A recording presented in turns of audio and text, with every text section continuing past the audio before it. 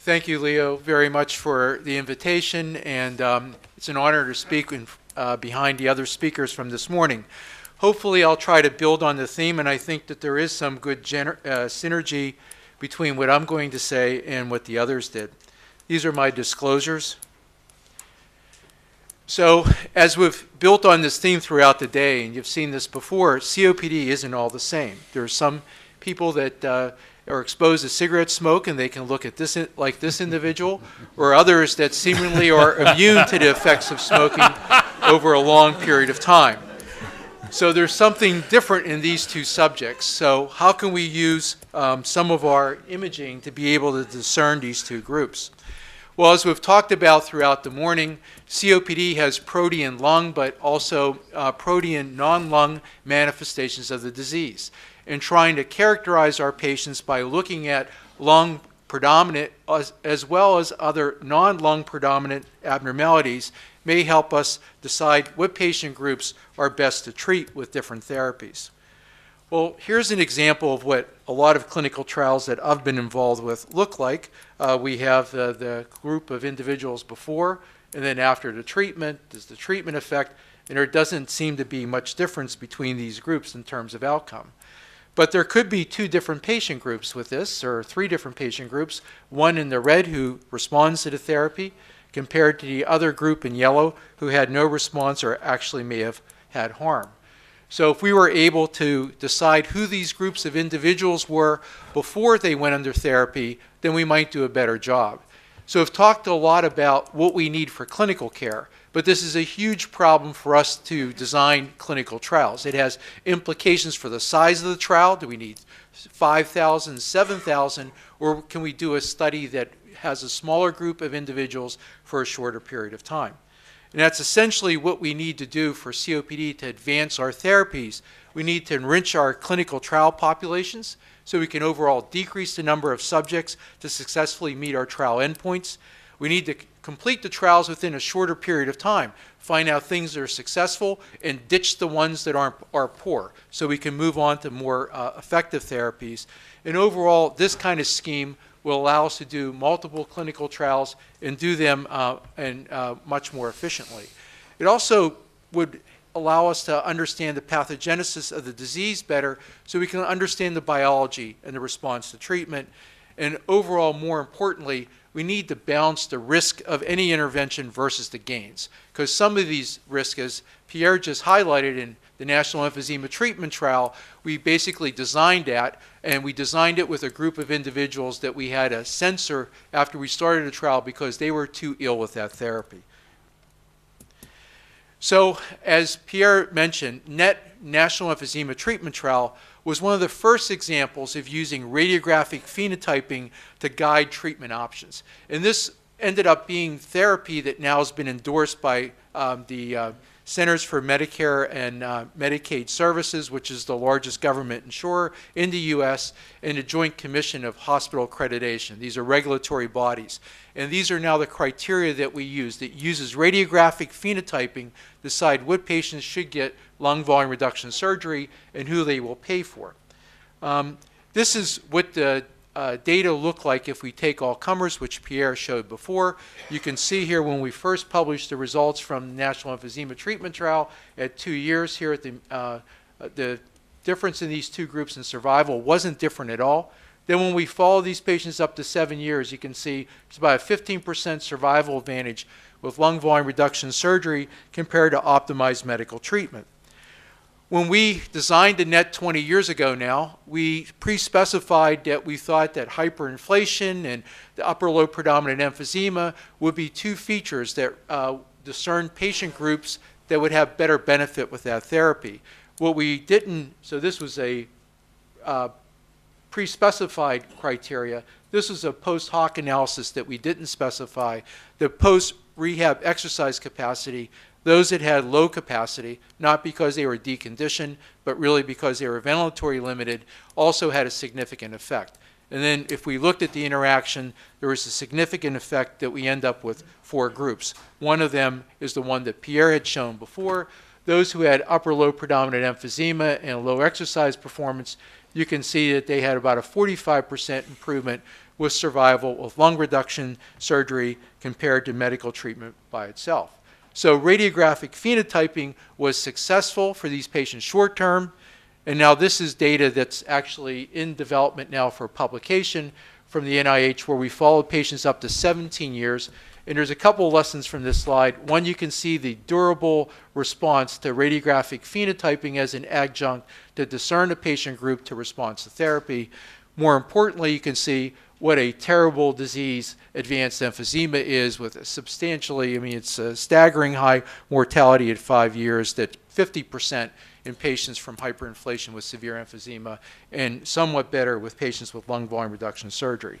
So whatever we're doing, we need to do it better and quicker to change survival.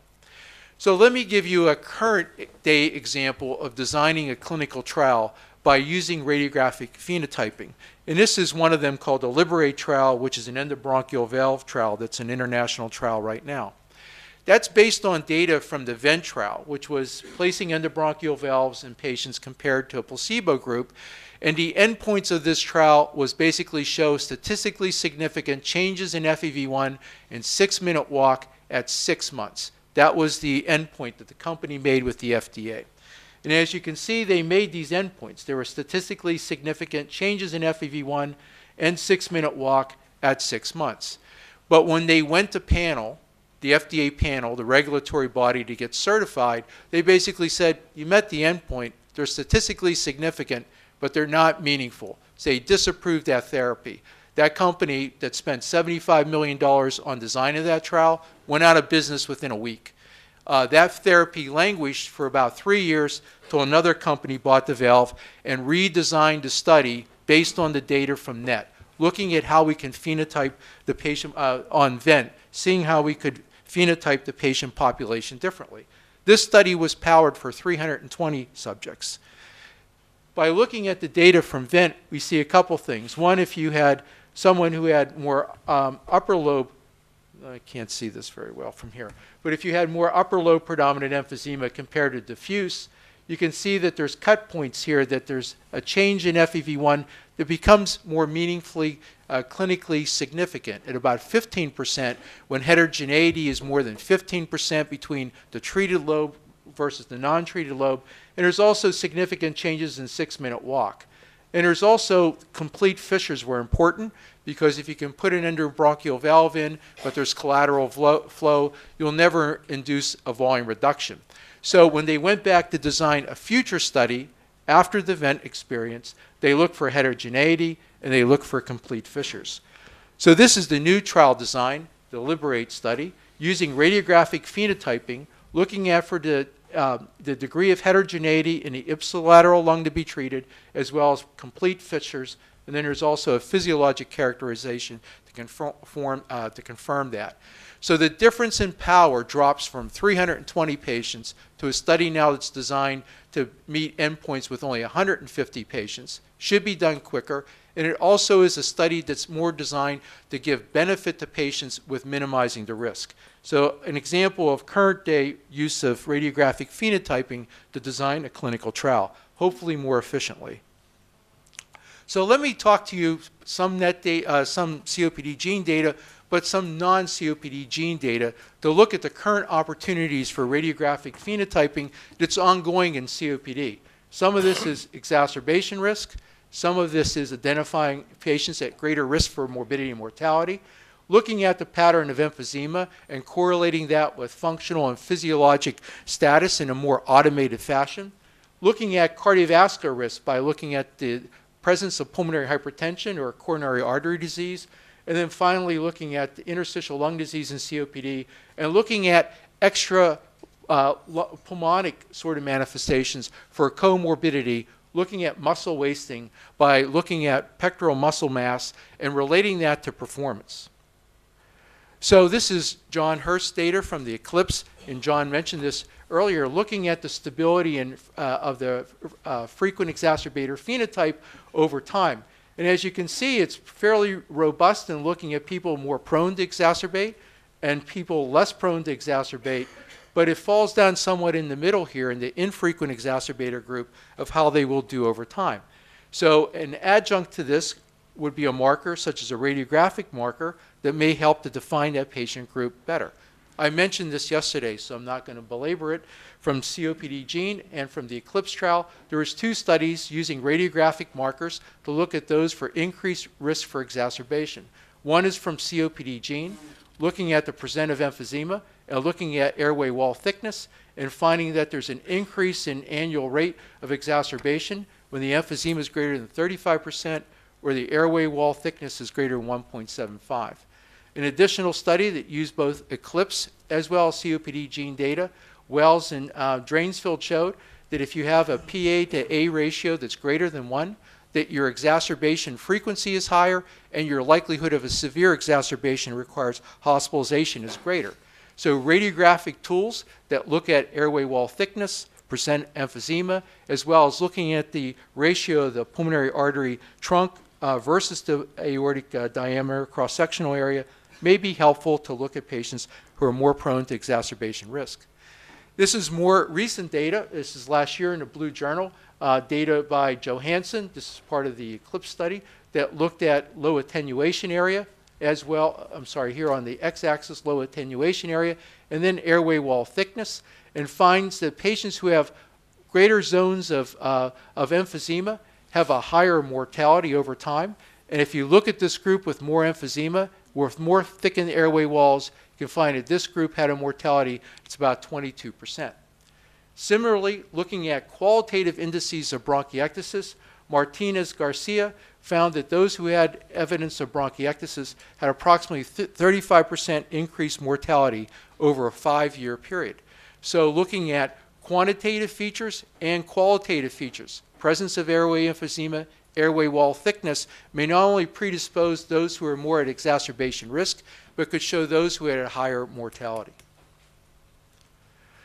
Well, one thing we talked about yesterday, gave you some data from COPD gene that we did by visually quantitating the pattern of emphysema. That's pretty laborious to do with trying to have people read the scans, trying to get agreement between different viewers to look at that. That ends up not being something that could be broadened out to clinical practice or used as a research tool. But this is a recent paper by Peter Castaldi with George Washko's group at the Brigham, who took 9,900 CT scans and came up with an automated way looking pixel by pixel at the densities to be able to speciate the patterns of emphysema as shown here in 9,000 subjects. This looks at patients that had non-emphysematous scan and then looked at those who had mild central lobular disease, more moderate, and then severe central lobular disease, and then those who had panlobular emphysema, and then panlobular or paraseptal or pre-basal emphysema. This is one individual here that looks at these different histograms of densities that are shown in one subject, and then they could color code it as shown here in one lung across these 9,000 subjects to look at the pattern of emphysema that existed. They then related the quantitation of the amount of emphysema versus the pattern of emphysema versus and correlated that with various physiologic and patient-reported outcomes such as dyspnea, FEV1, 6-minute walk, and exacerbation frequency. And these are some examples of what they showed. This is what would be expected here, shown in the solid gray bars by just the extent of emphysema by Hounsfield units greater than 950, and then what was shown by the pattern of emphysema shown in the white bars.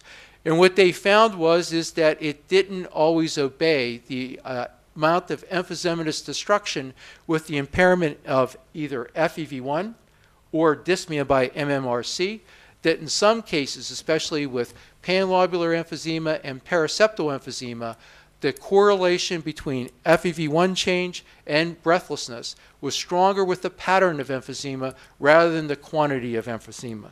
They found similar results both with the 6-minute walk distance and with the exacerbation rate, that the pattern of emphysema was a independent predictor of these factors in patients doing worse than just a quantitation of emphysema by itself.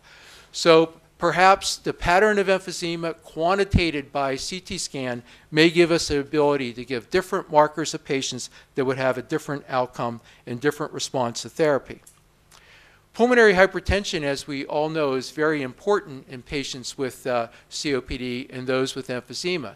Trying to measure hypertension in patients with COPD is very difficult by using echocardiogram, and more expensive tools like MRI are also very difficult because they're expensive, and some patients just can't breath hold to do the study who are more severely impaired. So what we did with this study, first author was Mazuka, and this was again from George Washko's lab. We took 300 scans from patients from the National Emphysema Treatment Trial, and we tried to quantitate the amount of small vessel dropout and see how that related to patients that had right heart catheterization and had objective kind of determination of pulmonary vascular pressures. So what we did as an example here, we took a cross-sectional CT images scattered throughout the lung. We then applied Hansfield units of 720 so we could just isolate the vessels. And then we looked for conformity, for roundness, from 0.9 to 1. And we measured those vessels, and we counted the number of vessels. And as you can see here, when the cross-sectional area of a 5 millimeter vessel is lower, that the pulmonary artery pressures go up. And there's a fairly decent correlation. It's not perfect, but it gives you some example of this upstream measure of pulmonary vascular resistance going up because of vessel dropout in emphysema, may be an indirect and a non-invasive measure of patients who have pulmonary hypertension. Well, another study that looked at CAT scan and MRI measurement of pulmonary vascular changes in cardiac diameter was Graham Barr, who reported in New England Journal of Medicine about 3 years ago that patients who had more emphysema had a decrease in left ventricular stroke volume and a decrease in left ventricular dimension. What they did in this study, this was a cross-sectional study, not done in COPD, but a cross-sectional study part of the MESA, which is the multi-ethnic study of atherosclerosis.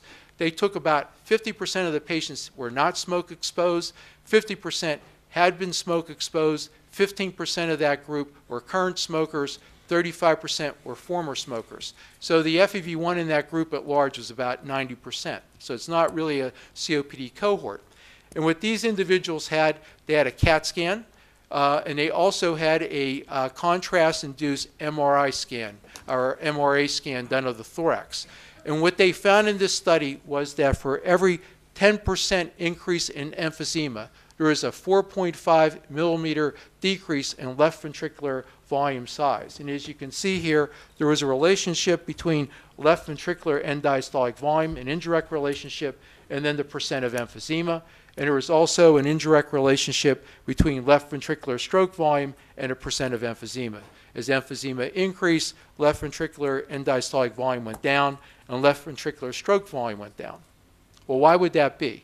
Is it an effect of the left ventricle being damaged, either because of being smoke exposed or the presence of emphysema, or extrinsic hyperinflation around the left ventricle, or is it something in the lung? There's a decrease in filling of the left ventricle because of an increase in intrathoracic pressure, decreasing right atrial filling, or is it an effect on the pulmonary venous structure, decreasing left atrial filling? They had a recent paper that was just published looking at this patient cohort where they took the MRA contrast images of the pulmonary veins, and they measured the size, the cross-sectional area of the ostia of the pulmonary veins. And what they found was that there was two effects. One was a COPD effect, and one was an emphysema effect. That if you had COPD, that your total pulmonary vein area was markedly reduced, and if you had emphysema, your pulmonary total pulmonary vein area was reduced. And if you had COPD and emphysema, that you had the most significant reduction in pulmonary venous area. Now, why this is the case, no one knows for sure right now, but there's probably physiologic factors that occur with COPD that induce pulmonary venous constriction, maybe hyperinflation, maybe gas exchange, maybe inflammation. And then with emphysema by itself, it's all those factors plus probably a dropout of viable lung tissue. We can't forget the heart. Klaus talked about this earlier today and the importance of coronary artery disease in patients with COPD. But there's imaging markers that can be gleaned from a CT scan that also can differentiate risk. This is the use of coronary artery calcification as also thoracic aortic calcifications have been used to indicate risk in patients with coronary artery disease or ischemic heart disease, but it also has been applied to patients with COPD. This is recent data from Williams that looked at the ECLIPSE patient group and used an Atkinson score of coronary artery calcification. Higher Atkinson score is more calcification, and you can see when they apply that they can separate out the patient groups who have a higher mortality here in the green with a higher Atkinson score compared to the red, blue, or black, where had much less evidence of coronary artery calcification. So perhaps using quantitative imaging to look at coronary and thoracic atherosclerosis will be a measure of those who are at greater risk for cardiac events. One of the problems with patients with COPD is some of these studies in the cardiovascular literature were gated. So they'd have to give them a beta blocker and drop the heart rate down to 60. But with more recent advances in cardiac imaging and fast CAT scanners, that's no longer the case. This is data from Mark Budeff from COPD Gene from UCLA, where we took 80 CT scans that were gated and non-gated in patients with COPD, and we found that there was very good correlation with the gated and non-gating scans to be able to measure coronary artery and thoracic calcium on chest CT. So we don't think that gating is that important right now to be able to measure vascular calcification in the thorax. One of the things that we talked about earlier last night was about the importance of combined pulmonary fibrosis and emphysema. We know that as a phenotype that those patients have increased morbidity and mortality. In fact, if you look at the literature, patients that have combined pulmonary fibrosis and emphysema have mortalities that range from 35 to 50% in the literature overall. But there's many patients with COPD who probably have lesser forms of interstitial lung disease that may be important to detect. And there's ways to do that right now. This is again data from COPD Gene by George Washko, where they took images on CT scan and were able to look at it in terms of central lobular form of interstitial increase in markings, patients with mainly pre-pleural changes of increased interstitial markings, people with a combination of central lobular and pleural-based interstitial markings, and then the group with combined pulmonary fibrosis and emphysema, the group that we know that does poorly overall. When we looked at the COPD gene population, there's about 2,000 individuals. We found data that looks like this. People in the red who had increased interstitial markings, for the most part, these patients were less likely to be obstructed overall. And if we looked at their total lung capacity, we find that they're about 15% lower lung volumes compared to patients who did not have increased interstitial markings. So this patient group is different. How different and what that means to the long term, we don't know, but we'll be following this up in the longitudinal aspect of COPD Gene 2 to see what the importance of these different changes in interstitial markings, both by quantitation and by quality, may have on patient outcome. What we did find, though, in the 8% of patients that did have these increased interstitial lung markings, they were older, they were more overweight, they had a greater history of smoking, they had a lower percent of emphysema, and they were more likely to have a spirometric diagnosis of airways obstruction. So one of the last things, or the last thing I'll tell you about, is how we can use quantitative CT measures of muscle mass and look at patient outcome. This was data that was gleaned first from the ECLIPSE trial. This was used from 70 patients in the ECLIPSE, and George Washko and his group looked at the size of, or the area of the pectoralis major and minor muscle and related that to free muscle, fat-free mass, and found a very good correlation with that. Then we went back and looked at about 300 COPD gene scans to look at the area of the pectoralis major and minor, and related that to a degree of airflow obstruction, and related that also to a variety of other measures, which I'll show you in a minute. And as you can see here, this is how it was color-coded and digitized to measure pectoralis minor and major muscle mass, and then looked at how it related to gold stage. You can see the pectoralis muscle mass was lower as airflow obstruction advanced. And we found that those who had a lower pectoralis major and minor mass had worse airflow obstruction. They had higher percentage of emphysema on quantitated CT. They had higher SGRQ scores, lower 6-minute walk, higher BODE, and they were more breathless overall. So whether this is cause or effect, we have no way of knowing, but it suggests that you can make measurements on the CAT scan that basically may separate your patient groups in terms of different morbidity and hopefully response to therapy. So, as I hope I tried to show you in the last 20 minutes, COPD is hallmarked by a variety of pulmonary and non-pulmonary manifestations, and the current CT scan, although far from perfect, has a variety of different forms of information that I think will be hopeful in personalizing COPD diagnosis, prognosis, and hopefully response to treatment. Thank you.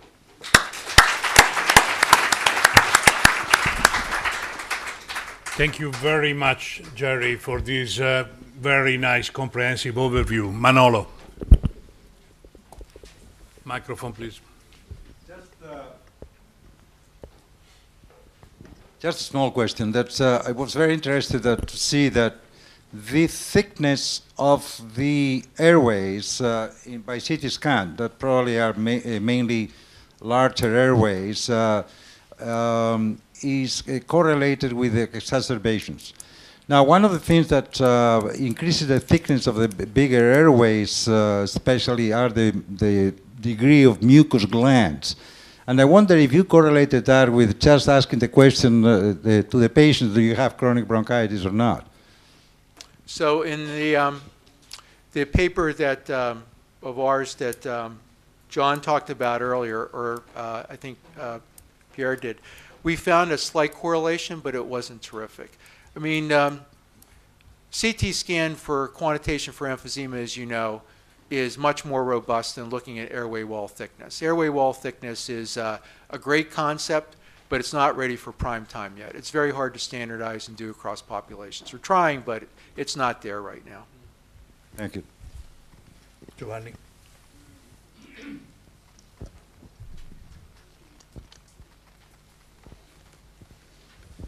Thank you for your great talk. I'm not a COPD guy. I'm a hospitalist, so you will excuse my silly question. Talking about COPD kind of reminds me of inflammatory bowel diseases. And after all, the lung and the gut share the same embryology. So if you please allow me to slide into semantic, don't you think that everything would be much easier if we stopped calling it COP disease and start calling it COP syndrome? Thanks. Yeah. Well, I agree with you, as I think all the speakers before me today, we're all internists. We might be respirologists or pulmonologists, but we're all internists. And I think the disease that we're basically looking at when someone has COPD is, for most cases, at least in developed countries, it's smoking. And smoking has many manifestations on a variety of different organs, probably all the organs of the body that we're capturing.